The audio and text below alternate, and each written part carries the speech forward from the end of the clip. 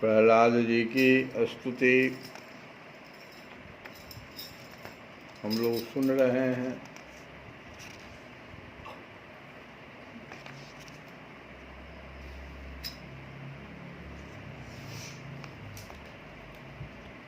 और प्रहलाद जी कह रहे हैं कि हे भगवान, आपके इस नृसिंह रूप का ध्यान जो कोई एकाग्र मन से करेगा उसे सब प्रकार के भयों से वह बच जाएगा। आगे कहते हैं कि काष्ठ मंथन के द्वारा जिस प्रकार अग्नि प्रकट की जाती है उसी प्रकार योगी जन भक्ति योग की साधना से, भक्ति योग की साधना क्या है? हृदय को एक साधन मानो और भगवान नाम को एक साधन, और दोनों का रगड़ जब आपस में होगा तो जैसे अग्नि वहाँ प्रकट हो जाती है वैसे यहाँ भक्ति प्रकट हो जाए। योगी जन भक्ति योग की साधना से आपको कार्य और कारण दोनों में ही दूर निकालते हैं, क्योंकि वास्तव में ये दोनों आपसे पृथक नहीं हैं, आपके स्वरूप ही हैं। अनंत प्रभो वायु अग्नि पृथ्वी आकाश जल पंच तन्मात्राएं प्राण इंद्रिय मन चित्त अहंकार संपूर्ण जगत एवं सगुण एवं निर्गुण सब कुछ केवल आप ही हैं। और तो क्या मन और वाणी के द्वारा जो कुछ निरूपण किया गया है वह सब आपसे पृथक नहीं है।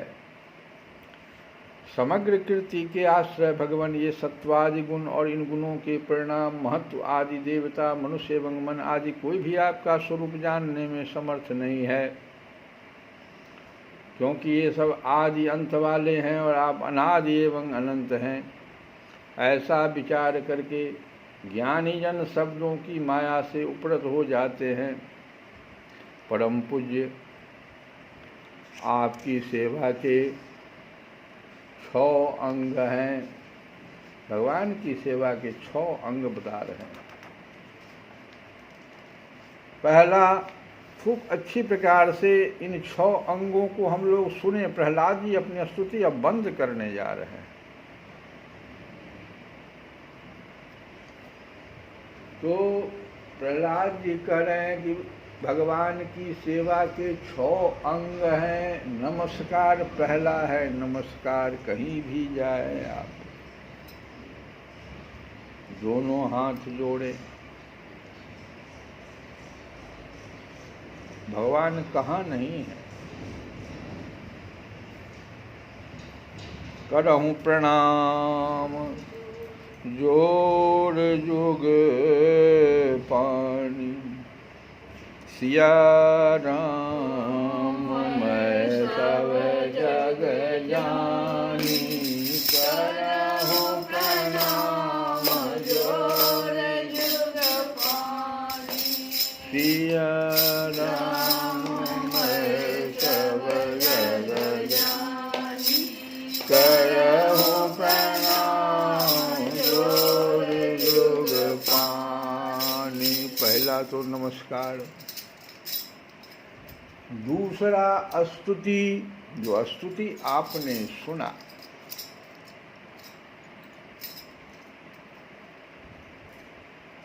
और तीसरा समस्त कर्मों का समर्पण। इससे अहंकार नहीं आता है, अहं की भावना नहीं आती है। सब कुछ हम भगवान को समर्पित कर दें, हम ही से हो रहा है। एक बड़ा सुंदर, अभी भी अपने ही भारत में एक धाम है वृंदावन धाम, वहाँ पर एक बहुत सुंदर अभी भी व्यवस्था है। भगवान कृष्ण जब जाने लगे, ब्रजवासियों ने कहा कि भगवान अब कैसे हमारा आपका मिलन होगा। बड़ी जोर जोर से रो रहे थे। तो भगवान ने कहा, देखो कोई भी संत पधार जाए तुम्हारे यहाँ तो मधुकरी की व्यवस्था रखना, घर में कुछ जरूर बना के रखना। मधुकरी उसका नाम। जो भी जिस सामर्थ्य में तुम हो, कोई संत लौटे नहीं। और संत जो, तो ये हो गया और दूसरा संत का जो मिलन होगा वो समझो कि हम ही आए हैं तुम्हारे द्वार। यह भाव बना के रखोगे, समस्त कर्मों का समर्पण इसको कहते। हम आपके लिए हैं प्रभु यहाँ पर इस धाम में।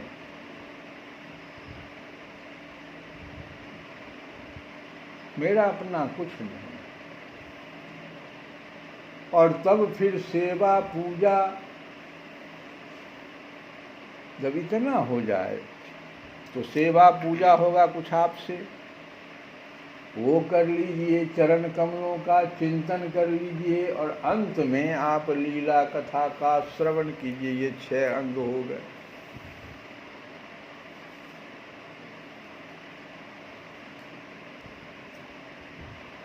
इस खड़ंग सेवा के बिना आपके चरण कमलों की भक्ति कैसे प्राप्त हो सकती है। इसलिए प्रहलाद जी इस 6 अंगों पर विशेष रूप से और अंत में स्तुति के अंत में इसको कह रहे हैं। ये 6 अंग तो होना ही चाहिए किसी भक्त के पास, बिना इसके भगवान की भक्ति हो ही नहीं सकती है। भगवान के चरण कमलों की भक्ति, और भक्ति के बिना आपकी प्राप्ति कैसे होगी। जब भक्ति ही नहीं हुई तो फिर प्राप्ति कैसे होगी। इसलिए प्रभु आप तो अपने परम प्रिय भक्तजनों के परमहंसों के ही सर्वस्व हैं। इतना कहने के बाद प्रहलाद जी अपने वाणी पर विश्राम दे रहे हैं। तो नारद जी कहते हैं, इस प्रकार भक्त प्रहलाद ने बड़े प्रेम से प्रकृति और प्राकृतिक गुणों से रहित भगवान के स्वरूप भूत गुणों का वर्णन किया। इसके बाद वे भगवान के चरणों में सिर झुकाकर चुप हो गए। नृसिंह भगवान का क्रोध शांत हो गया और वे बड़े प्रेम तथा प्रसन्नता से बोले, भगवान वाचा, भगवान क्या कह रहे हैं सो सुनिए। श्री नृसिंह भगवान ने कहा कि परम कल्याण स्वरूप प्रहलाद तुम्हारा कल्याण हो। दैत्य श्रेष्ठ, मैं तुम पर अत्यंत प्रसन्न हूँ। तुम्हारी जो अभिलाषा हो मुझसे मांग लो, मैं जीवों की इच्छाओं को पूर्ण करने वाला हूँ। आयुष्मान जो मुझे प्रसन्न नहीं कर लेता उसे मेरा दर्शन मिलना बहुत ही कठिन है, परंतु जब मेरे दर्शन हो जाते हैं तब फिर प्राणी के हृदय में किसी प्रकार की जलन नहीं रह जाती। मैं समस्त मनोरथों को पूर्ण करने वाला हूँ। इसीलिए सभी कल्याण कामी परम भाग्यवान साधुजन जितेंद्रिय होकर अपनी समस्त वृत्तियों से मुझे प्रसन्न करने का ही प्रयत्न करते हैं, यत्न करते हैं। असुर कुलभूषण प्रहलाद जी भगवान के अनन्य प्रेमी थे, इसीलिए बड़े बड़े लोगों को प्रलोभन में डालने वाले, बड़ों के द्वारा प्रलोभित किए जाने पर भी उन्होंने उनकी इच्छा नहीं की। नारद जी कहते हैं कि प्रहलाद जी ने बालक होने पर भी यही समझा कि वरदान मांगना प्रेम भक्ति का विघ्न है। इसीलिए कुछ मुस्कुराते हुए वे भगवान से बोले।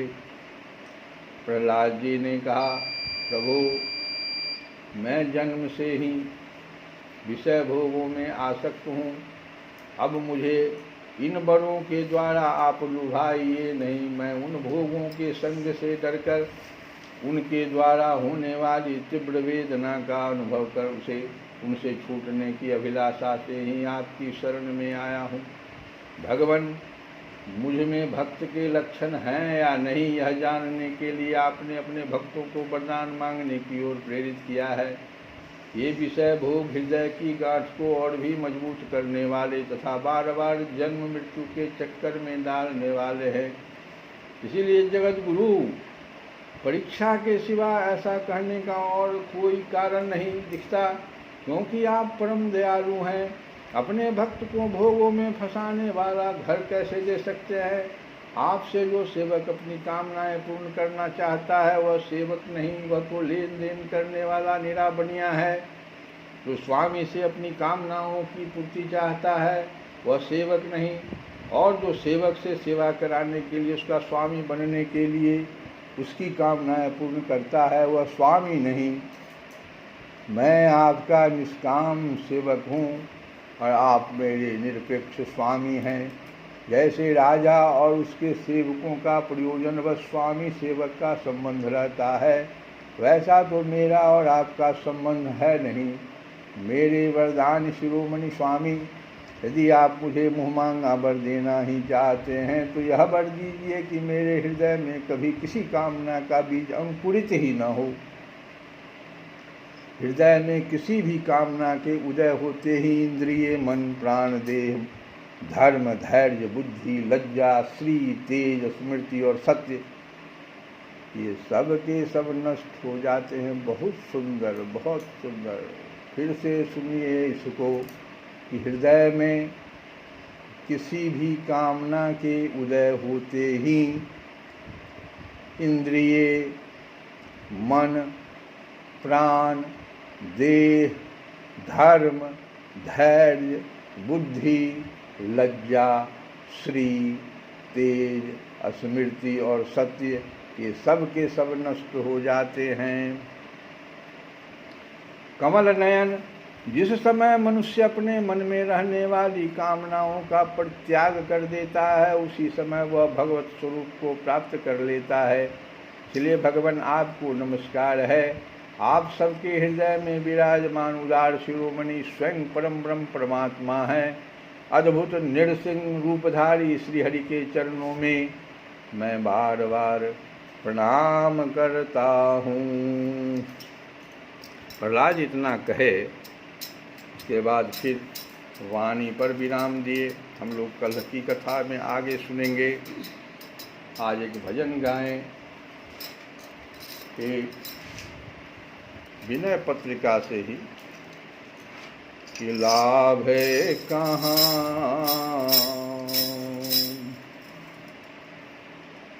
लाभ है कहाँ मानुष तन पायो,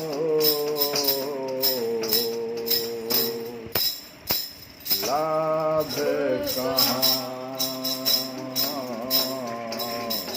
लाभ कहाँ, लाभ कहाँ मानुष तन पायो, लाभ कहाँ। क्या इसका अर्थ हुआ कि मनुष्य शरीर पाने, ये मानुष का तन शरीर पाने से क्या लाभ हुआ? इस मनुष्य शरीर पाने से क्या लाभ हुआ? लाभ कहाँ, लाभ कहाँ मानुष तन पायो, लाभ कहाँ। काये बचन मन सपन हूँ कबहू कै, काये वचन मन सपन हूँ कबहू कै, घटतन काज पराए, लाभ कहाँ, लाभ कहाँ।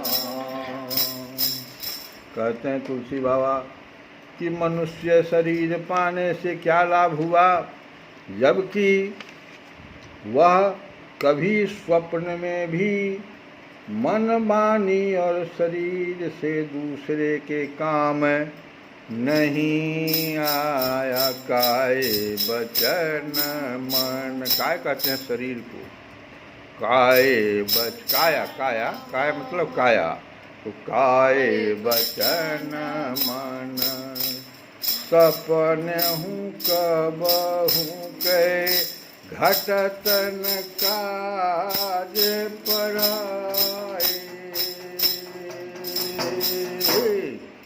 लाभ कहाँ मानुष तन पाए, लाभ कहाँ जो सुख सूरपुर नरक गेह मन, आवत बिनहि बुलाए, तेई सुख कहाँ बहु जतन करत मन, समुझत नहीं समुझाए, लाभ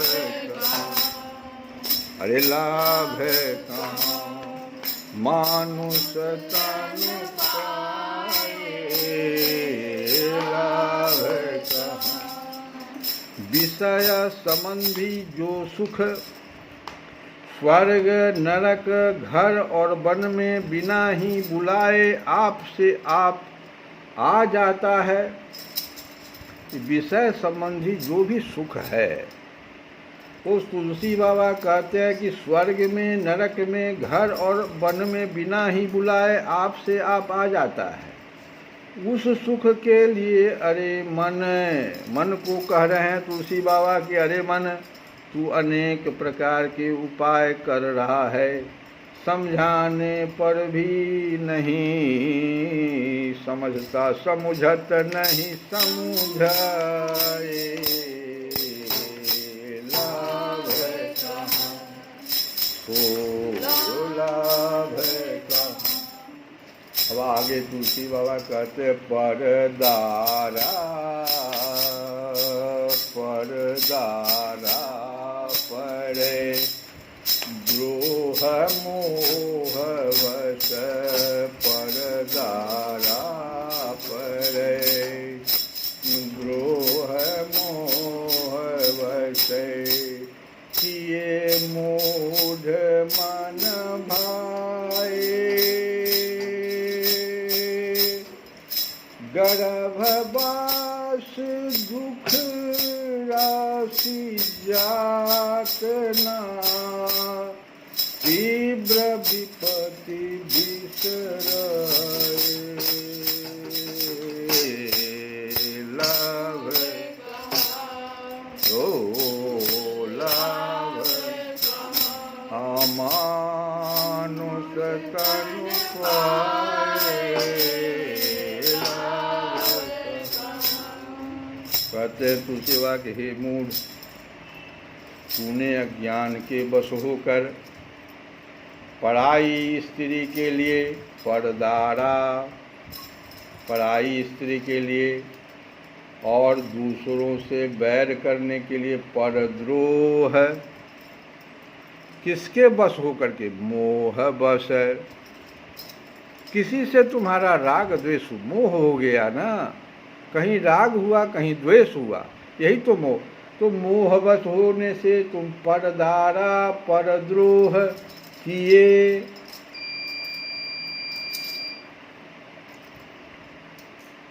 पराई स्त्री के लिए और दूसरों से बैर करने के लिए मनमाने आचरण किए, मूढ़ मन भाए, मनमानी आचरण किया, शास्त्र को नहीं माना, बड़ों को नहीं माना, संत को नहीं माना, मनमानी किया इसमें। और गर्भ में महान दुख दारुण कष्ट और विपत्ति भोगी, गर्भ में महान दुख दारुण कष्ट और विपत्ति भोगी थी, उसे भी तुम भूल गया। यह नहीं सोचा कि इस मनमाने कुकर्मों से फिर वही गर्भवास के दुख भोगने पड़ेंगे।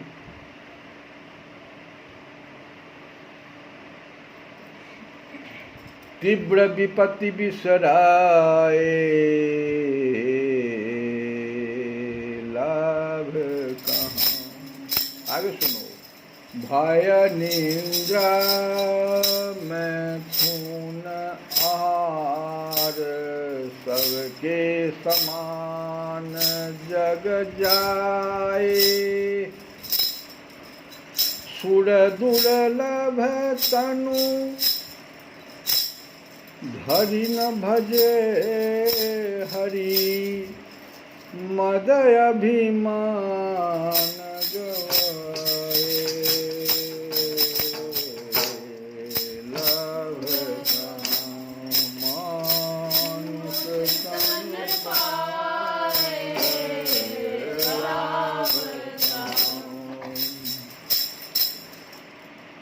डर नींद मैथुन और भोजन, भय निंदा मैथुन आहार, 4 चीज हो गया। डर, नींद, मैथुन और भोजन आदि तो संसार में जन्म लेने वाले सभी जीवों में एक से हैं। जहाँ कहीं भी जीव का दर्शन हो रहा हो, चाहे वो जिस अवस्था में जीव हो, जलचर हो, थलचर हो, जिस अवस्था में हो, ये 4 चीज तो सब जगह उसको प्राप्त है। परंतु तूने तो देवताओं को भी, जो दुर्लभ ये मनुष्य शरीर है, देखो देवता लोग ललायित रहते हैं, स्वर्ग में जब चले जाते हैं तो इस मनुष्य शरीर के लिए ललायित रहते हैं, क्योंकि अब उसके आगे वहाँ भोग तो है, जितना उन्होंने अच्छा कर्म किया उसके लिए भोग है वहाँ, लेकिन अब आगे का कोई साधन उनके पास नहीं है, क्योंकि मनुष्य तन जो है सिर्फ साधन के लिए है। सुर दुर्लभ है, साधन धाम मोक्ष के द्वारा।